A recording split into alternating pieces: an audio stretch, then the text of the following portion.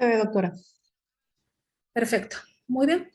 Continuando con las clases, hoy nos toca tratar un tema bastante importante, pero de repente relegado a un grupo pequeño de niños, o de recién nacidos en este caso, ¿no? Como son los bebés de alto riesgo o aquellos que están, por X motivos, en las unidades de cuidados intensivos e intermedios, ¿no? Entonces vamos a hablar en relación a ellos principalmente, el balance hidroelectrolítico, ¿no? Y relacionado de repente más todavía a lo que es a los prematuros.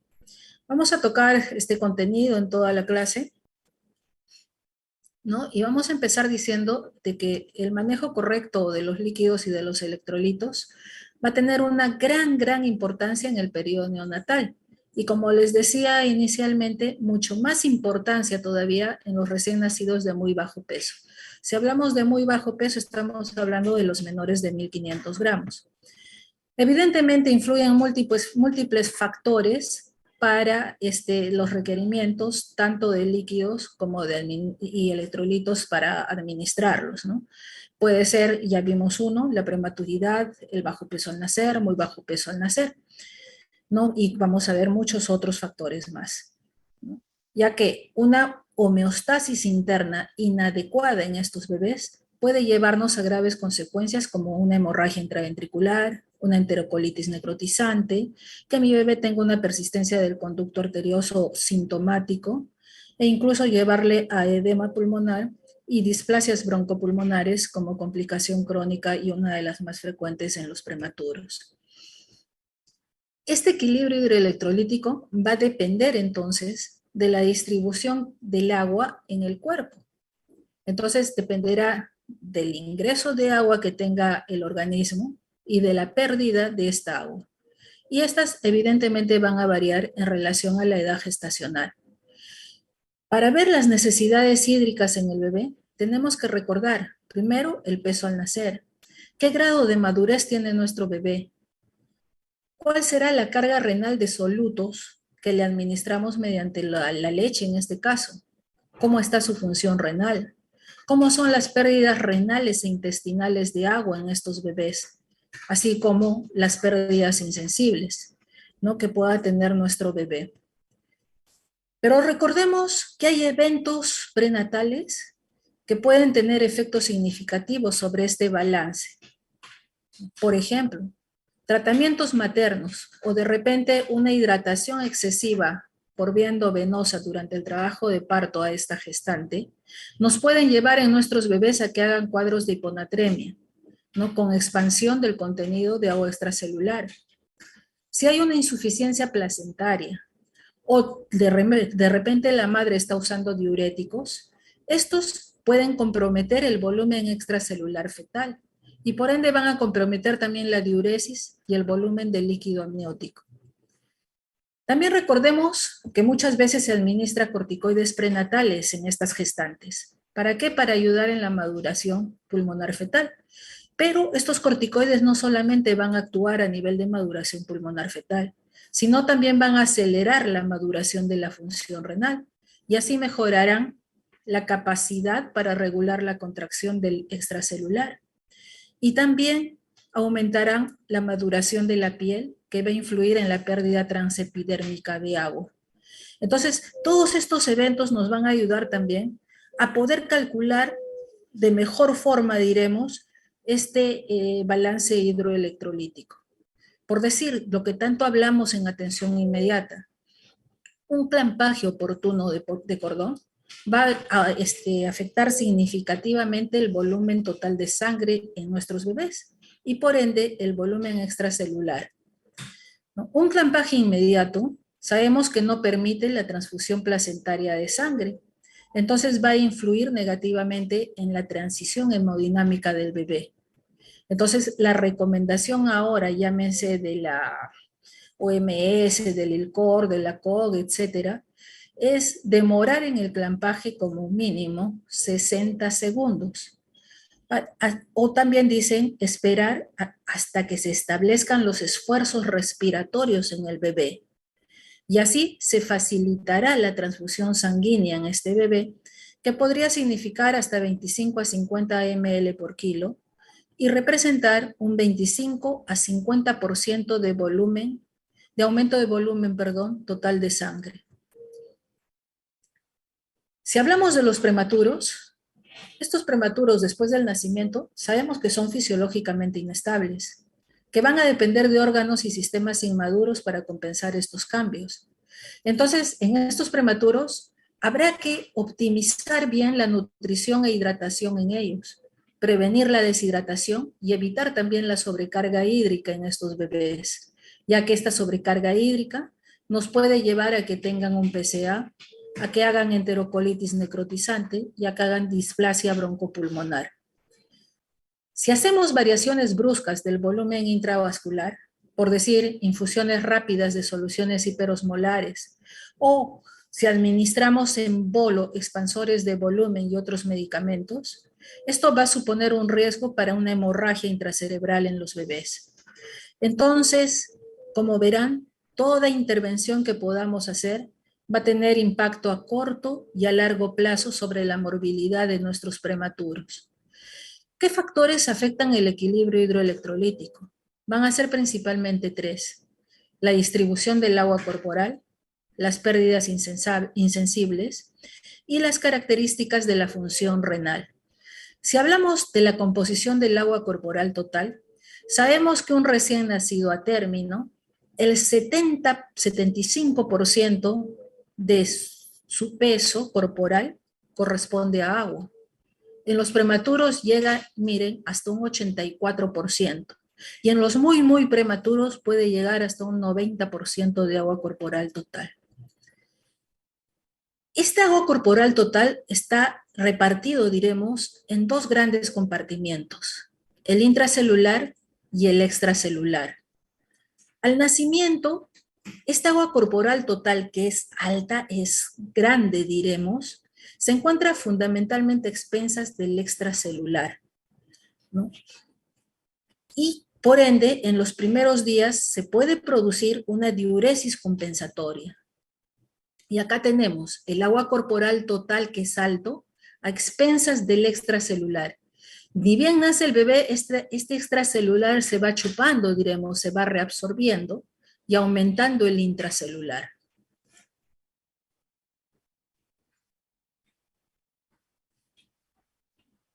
Al nacimiento, miren, el intracelular corresponde el 25% del agua, mientras que el extracelular un 45%.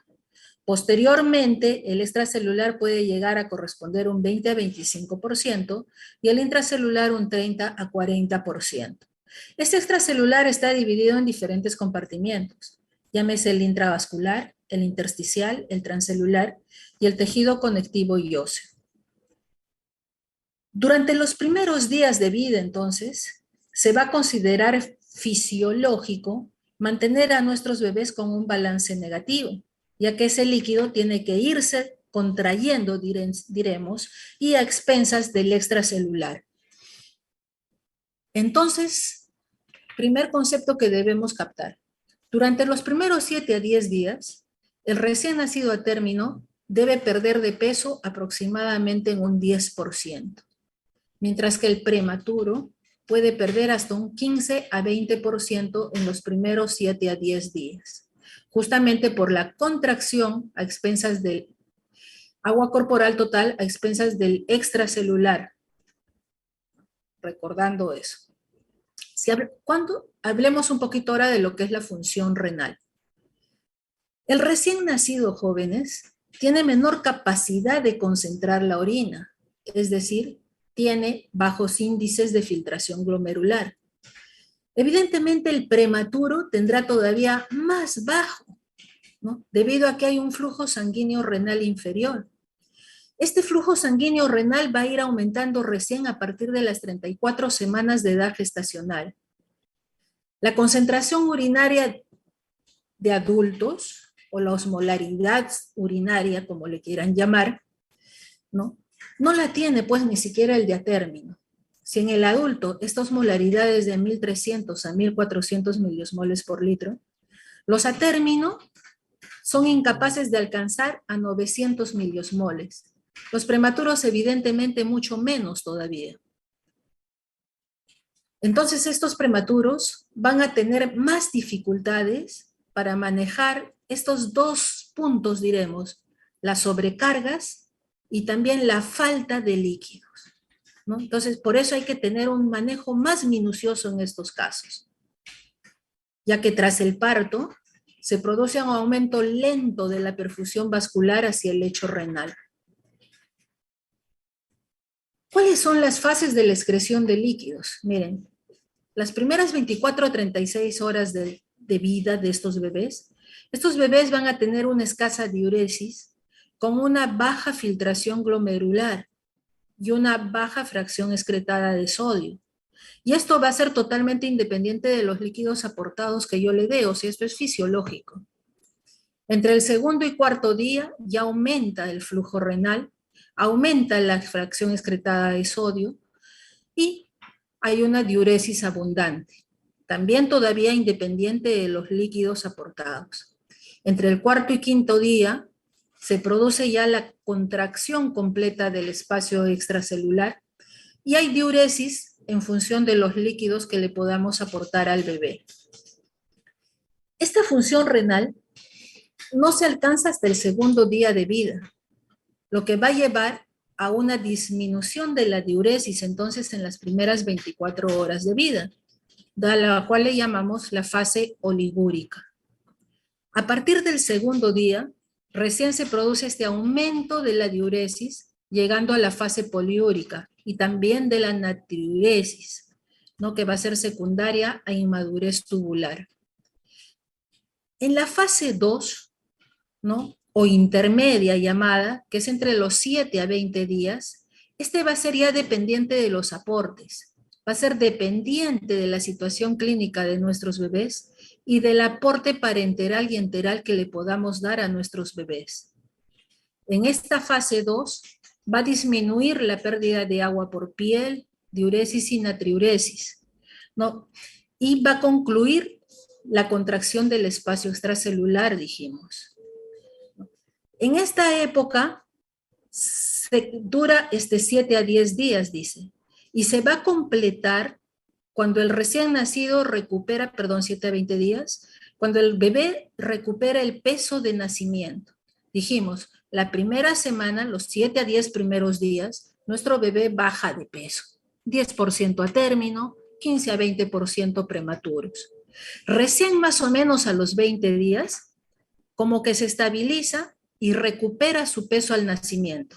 Ahí terminaría la fase 2, ¿no? Y de ahí va a empezar a lograr una ganancia de peso en mi bebé de aproximadamente 20 gramos por kilo día. Y en la fase 3, que ya es un crecimiento estable, ¿no? Ahí sí ya se aprecia esa ganancia de peso de la cual les decía, ya deberemos mantener un balance positivo de agua y sodio, ya que nuestra piel también está más madura y cornificada. Y por último, las pérdidas insensibles. Las pérdidas insensibles son aquellas no medibles, por eso son insensibles, ¿no? Y se produce por la evaporación del agua, ya sea a través de la piel y las mucosas. Se dice que 1/3 de esta evaporación es a través del tracto respiratorio y 2/3 a través de la piel. En el recién nacido, la variable que más influye es el grado de madurez que tenga. ¿Qué quiere decir esto? Que a más edad gestacional, mi bebé perderá menos agua a través de pérdidas insensibles y a menos edad gestacional perderá mucho más cantidad de agua a través de pérdidas insensibles. Tal es así que varía, de repente en el atérmino. Puede estar en 12 ml por kilo día estas pérdidas insensibles, hasta llegar en el prematuro extremo a 200 ml por kilo día, ya que los prematuros tienen mayor permeabilidad de la piel inmadura, hay mayor vascularización cutánea y mayor superficie corporal. Entonces tendrán grandes pérdidas insensibles de agua. Este cuadrito ayuda para cómo calcular estas pérdidas insensibles. Y fíjense, cuanto menos peso tiene mi bebé, va a perder más agua a través de las pérdidas insensibles que aquel que tiene más peso. Entonces, volvemos. Las pérdidas insensibles en el prematuro extremo van a disminuir entonces mientras más pase el tiempo de vida, diremos. Y van a alcanzar valores similares de pérdidas insensibles a los de los recién nacidos a término, recién hacia las 2 a 3 semanas de edad postnatal. Evidentemente, para hallar el balance hídrico, a estas pérdidas debemos añadir las pérdidas por heces y las pérdidas por orina. ¿Qué elementos afectan estas pérdidas insensibles? Miren, la madurez, dijimos, es inversamente proporcional al peso y a la edad gestacional, la pérdida insensible. La temperatura ambiental va a aumentar estas pérdidas insensibles, en proporción a mayor temperatura en los bebés. La temperatura corporal. Si mi bebé hace fiebre, va a tener mayor pérdida insensible. La humedad ambiental, ¿no?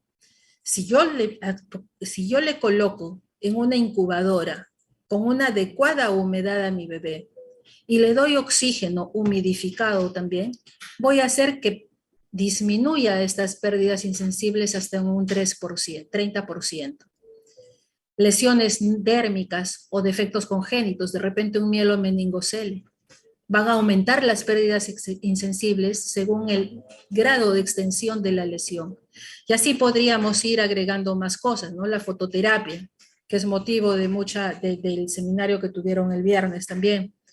Una fototerapia aumenta hasta en 50% las pérdidas insensibles. Entonces, estas pérdidas insensibles, les repito, no se pueden medir directamente, pero se pueden estimar.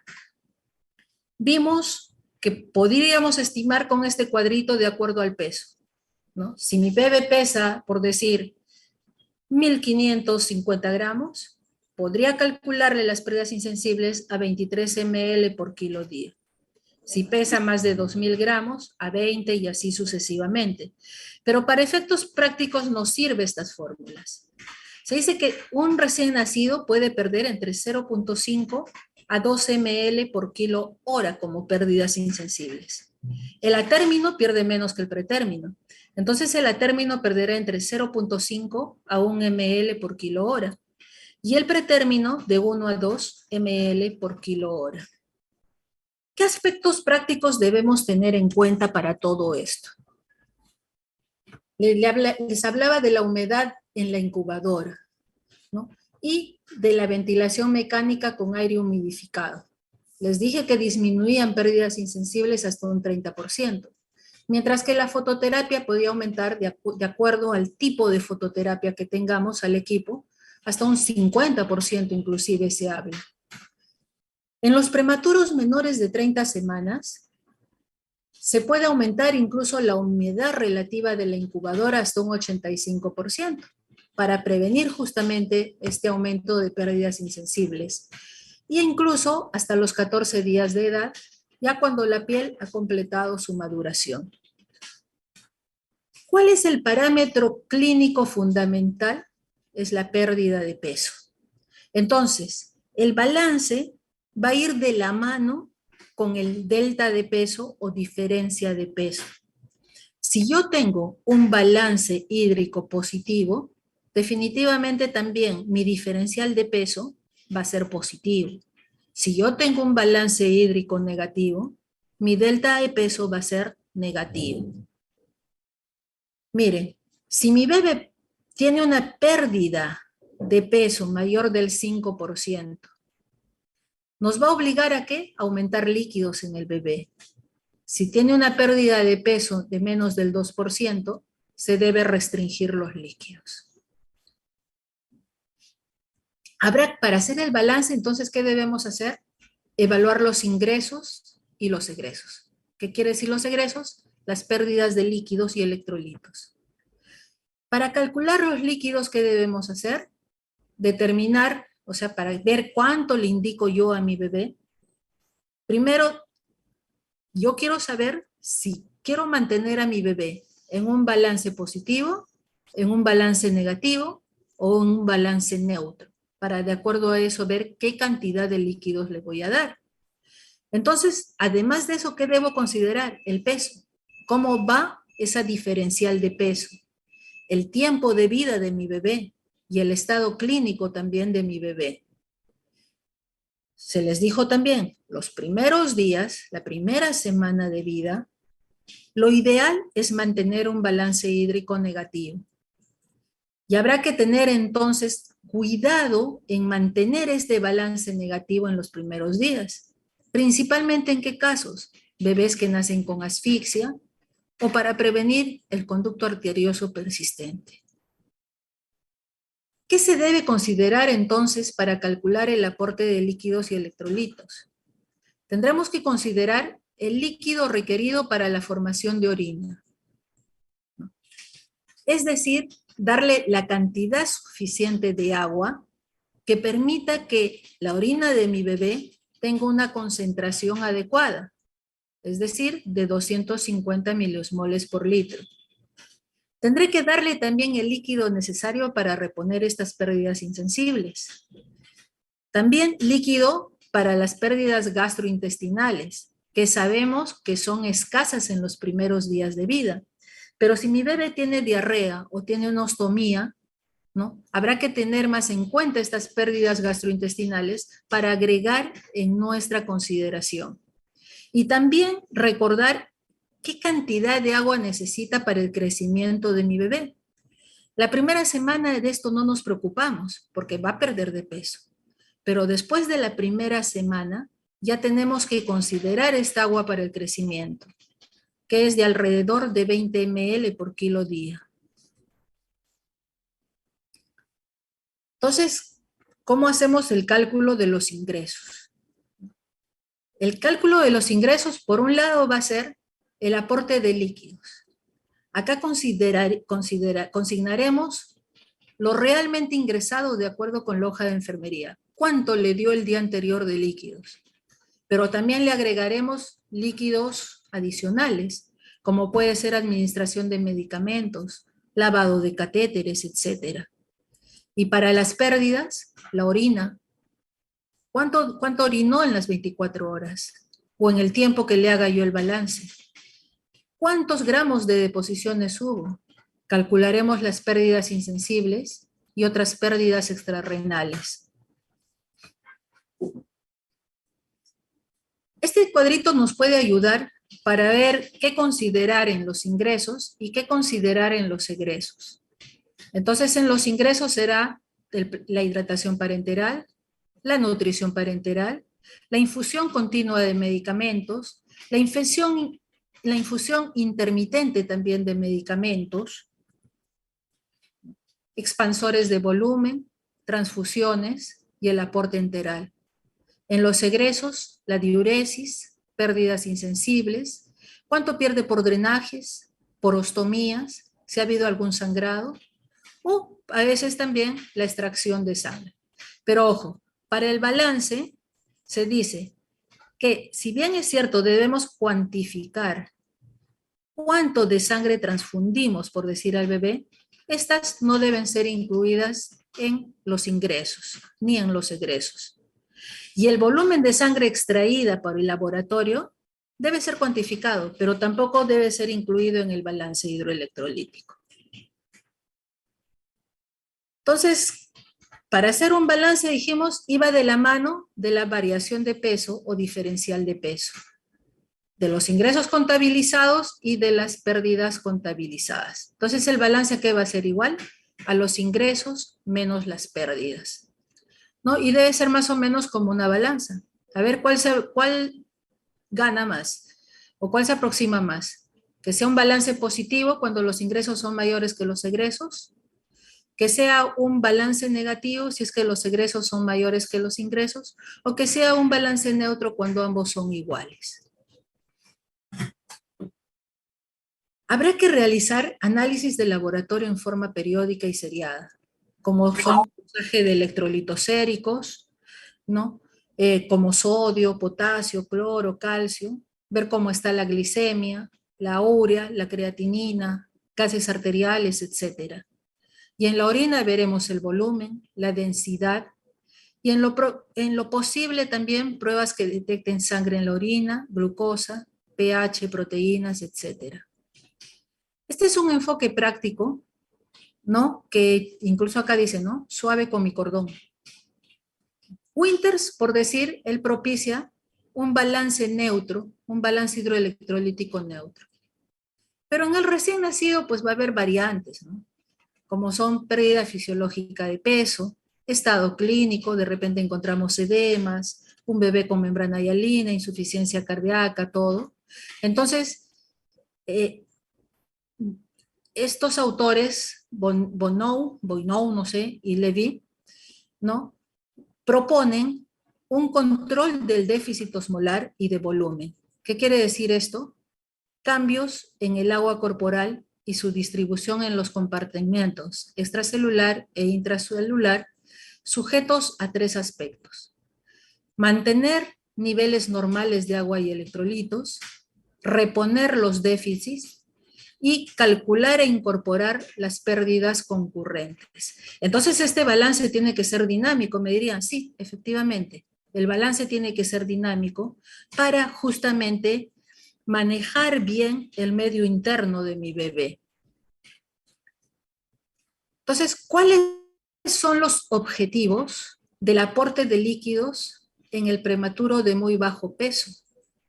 Va a ser permitir primero que ocurra la contracción fisiológica del extracelular.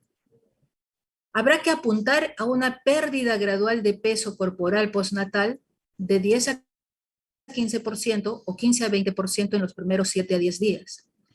Entonces, para ello, lograr un balance negativo de líquidos y sodio en los primeros 3 a 5 días.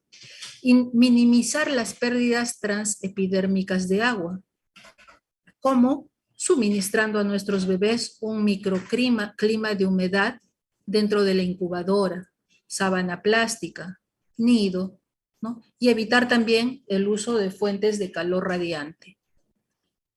Entonces, estos objetivos se van a poder alcanzar mediante una restricción cautelosa de líquidos, monitorizando en forma meticulosa, ¿no? Puede ser cada 6 horas, cada 8 horas, cada 12 horas, este balance hidroelectrolítico.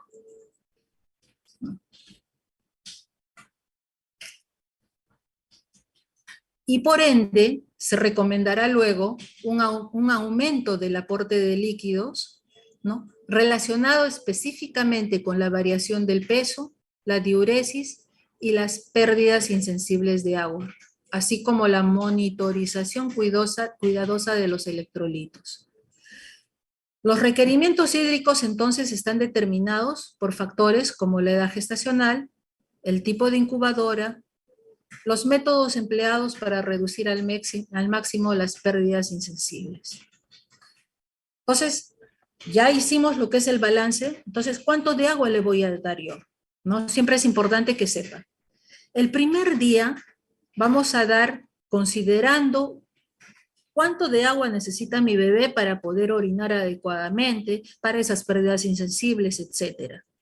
En los atérminos, se les administra entre 60 a 80 ml por kilo día de agua. En el prematuro es de acuerdo al peso. Cuanto más prematuro es, requerirá más agua. Miren, uno de menos de 750 gramos requiere hasta 100 ml por kilo día de agua desde el nacimiento. Y se irá aumentando progresivamente en el transcurso de los siguientes días. Así se dice que entre el segundo y séptimo día, ¿no? Una vez que ya se estableció la tolerancia al tratamiento con líquidos y mi bebé está orinando normalmente, podría aumentar esta agua entre 10 a 20 ml por kilo día. ¿Qué quiere decir? Si el primer día en mi término empecé con 60, el segundo día ya le puedo dar 70 o le puedo dar 80 ml por kilo día, ¿no? Y en los, de acuerdo al peso también podríamos ir aumentando, cosa que al séptimo día podemos llegar en los menores de 1000 gramos hasta 160 ml por kilo día. Si hablamos de glucosa, la glucosa es la principal fuente, diremos, energética para el desarrollo cerebral. Un bebé que hace hipoglicemia, probablemente ese cerebro no desarrolle adecuadamente. Entonces, ¿es necesario administrar glucosa? Sí. ¿Qué cantidad?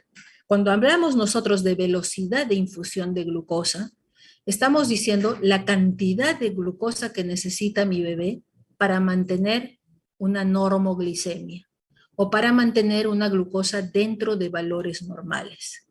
Se ha establecido que el recién nacido a término necesita una velocidad de infusión de glucosa entre 4 a 6 miligramos por kilo minuto, ¿no? Pero esto siempre valorando de acuerdo a la glicemia que tenga mi bebé. El prematuro requiere más glucosa, de 6 a 8. Y es importante entonces tener en cuenta, sobre todo en los menores de 1000 gramos, que estos menores toleran peor la glucosa. Entonces tendremos que tenerlos más monitorizados.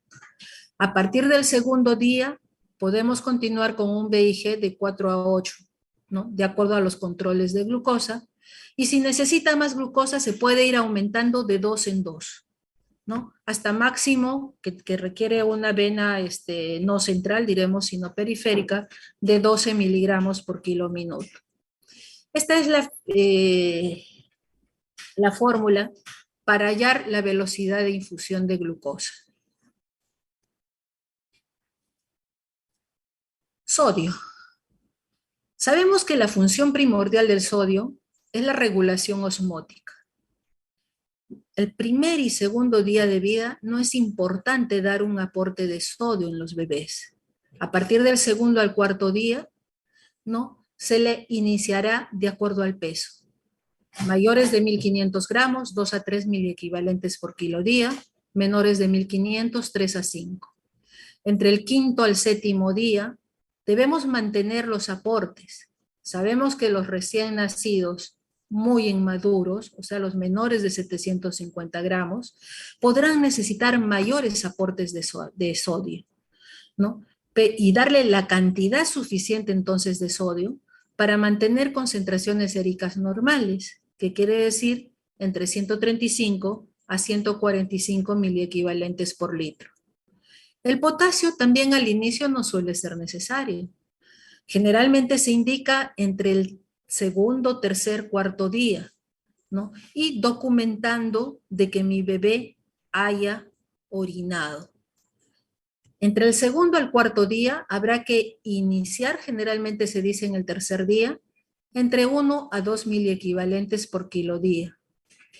Sabemos que el potasio es el principal catión extracelular, ¿no? Entonces, es muy importante documentar la función renal antes de añadir este potasio, como les decía. Suele bastar con que mi bebé orine para saber que sí le puedo yo administrar potasio, ya que las concentraciones normales de potasio en suero son de 3.5 a 5 miliequivalentes.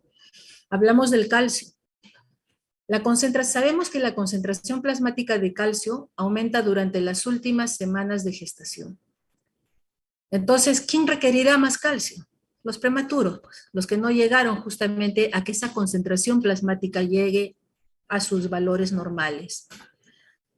Al finalizar al transporte a través de la placenta en el momento del parto, este calcio plasmático va a descender, alcanzando sus niveles mínimos a las 24 a 48 horas de vida, ¿no? Momento en que recién aumenta la paratormona, o se produce un aumento de la paratormona que va a movilizar el calcio del hueso. Entonces, este calcio sí tendremos que darlo desde que nace el bebé. Entre el primer y cuarto día le daremos 1 a 2 miliequivalentes por kilo día. Y después del quinto día ya manteneremos los aportes de acuerdo a necesidad en cada bebé. Esta es la tablita de la cual hemos estado hablando. Y recordemos también que debemos ver cómo está la función renal, y una forma de ver es mediante el flujo urinario, que va a ser igual a la diuresis total, dividida entre el peso en kilogramos de mi bebé, y todo esto dividido entre el número de horas en el cual yo estoy haciendo el balance. El valor normal es de 1 a 5 ml por kilo hora. Entonces, menor de 1, ¿qué será? Oliguria, ¿no? Entonces, si tengo yo un valor normal, por decir, grande o pequeño, nos va a indicar sobre o deshidratación. El 93% de los recién nacidos, ojo chicos, orinan en las primeras 24 horas de vida. Y de estos, el 99% lo hacen en las primeras 8 horas de vida. Por eso un bebé que no orina en las primeras 24 horas de vida, nos tiene que poner ahí las antenas de vinil, ¿no? Para ver qué está pasando con nuestro bebé. ¿Cuándo le empezamos la alimentación enteral? ¿A cuándo le empezamos la lechecita?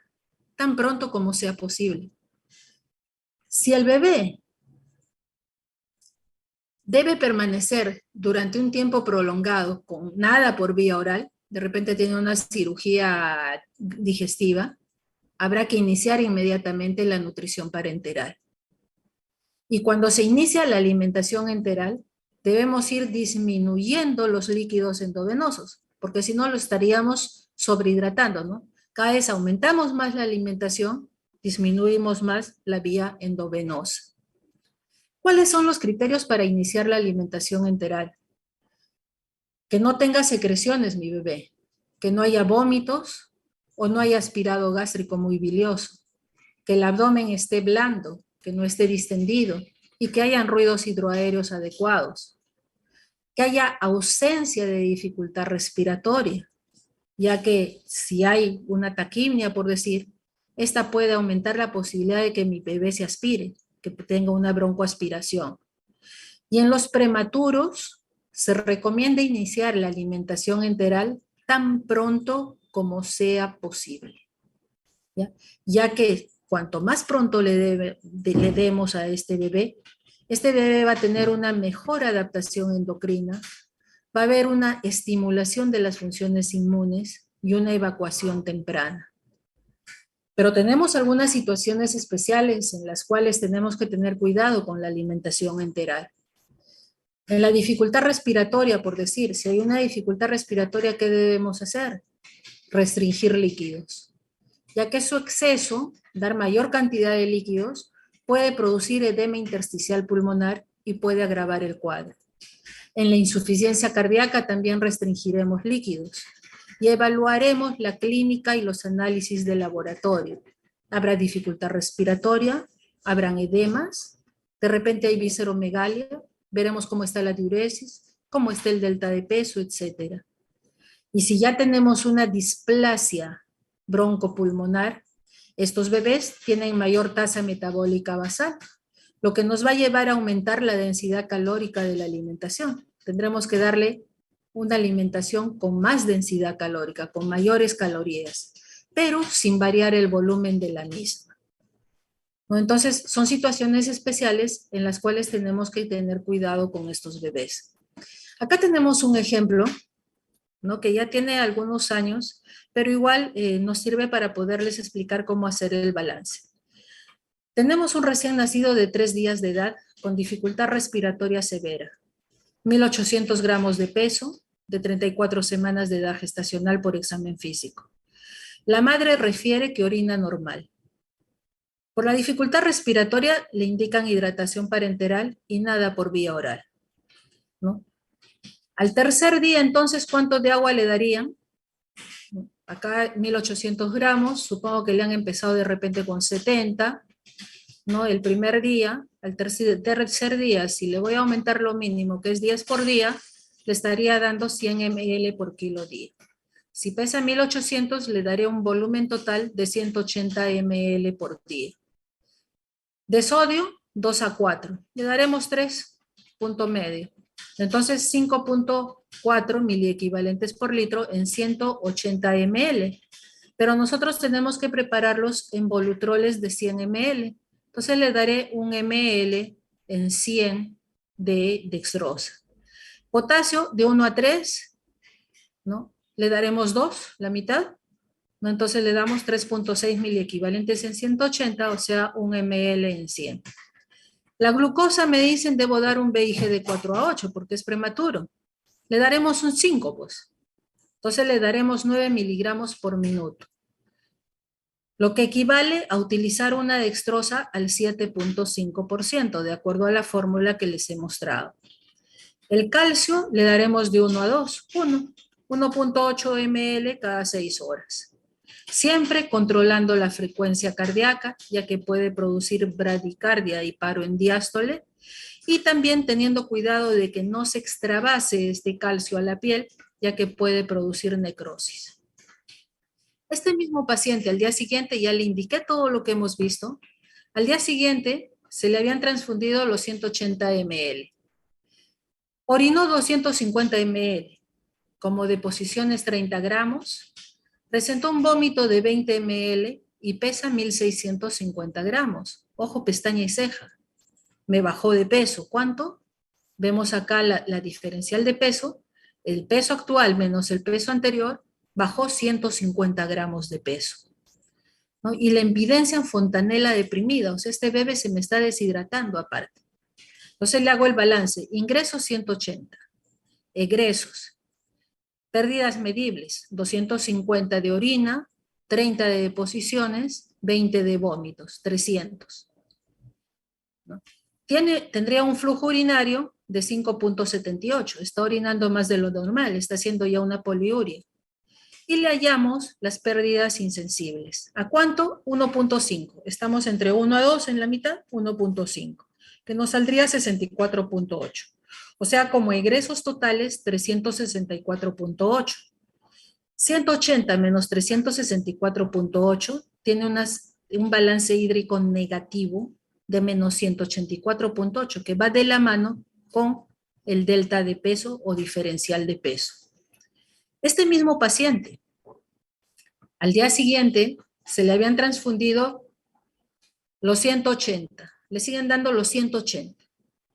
Presenta una diuresis de 30, deposiciones de 20 gramos, vómitos 10 y pesa 1820 gramos. ¡Oh, maravilla! Subió de peso y la evidencia en fovea pretibial. Entonces, en los ingresos, los 180. Los egresos igual, pérdidas medibles 60, con un flujo urinario de 0.69, ¿no? Pérdidas insensibles 64.8. Le hacemos el balance y nos sale que está positivo, más 55.2 gramos, con una diferencial de peso igual de más 170. Entonces, este caso de repente tiene un ejemplo bastante grosero, ¿no? Como para ver que cómo lo podemos deshidratar al bebé y después cómo lo podemos sobrehidratar aumentándole la cantidad de líquidos. Eso es lo que he querido transmitirles hoy día, jóvenes. Todavía tenemos, creo, unos minutos para alguna pregunta que puedan hacer. Pueden prender su micro, estamos dispuestos a responder si es que sabemos la pregunta y si no, averiguaremos. ¿Alguna pregunta?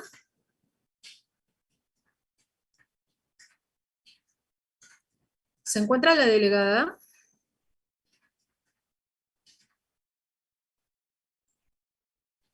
Buenas tardes, doctora.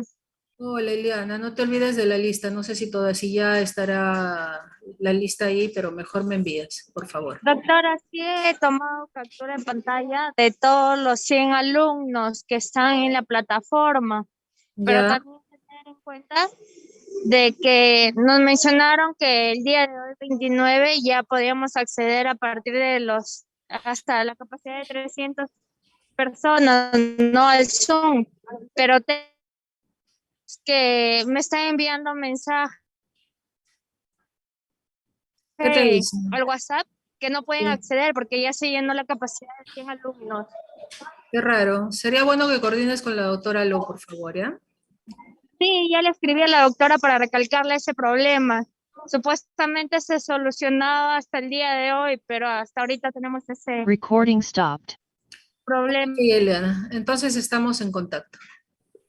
Doctora, Bueno, una última pregunta antes que nada. sí, Eliana. En el caso de los bebés que nacen con Recording in progress. riñón, las mismas consideraciones se tienen que No, dar. no te he escuchado bien. Si puedes repetir, por favor. En el caso de los niños que de por sí que han nacido con un solo riñón, ¿se tienen que dar las mismas consideraciones en cuestión a las reposiciones electrolíticas? ¿O tienen otra, o es otra la forma en que se debe actuar con ellos? No, porque la función de ese mismo riñón va, o de un solo riñón va a suplir el otro, así que no habría ningún problema. Gracias, doctor. ¿Alguna otra pregunta? Muy bien, chicos, entonces damos por terminada la clase Recording stopped. y gracias por vuestra atención. Gracias, doctora. Buenas tardes. Gracias, doctora.